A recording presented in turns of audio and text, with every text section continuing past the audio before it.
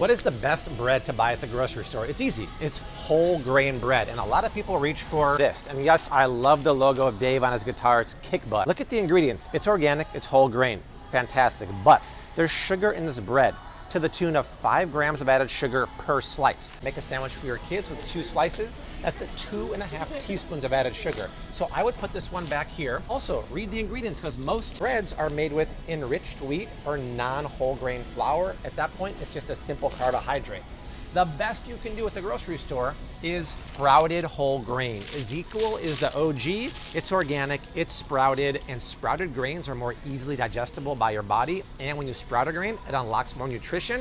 The problem is this is healthy and kind of has that healthiest texture the kids might not like, which is why Silver Hills sprouted bread in the blue bag is light and pillowy. It's organic, it's sprouted. It makes a killer grilled cheese sandwich. And this is the kind of bread you want to be eating for you and your family.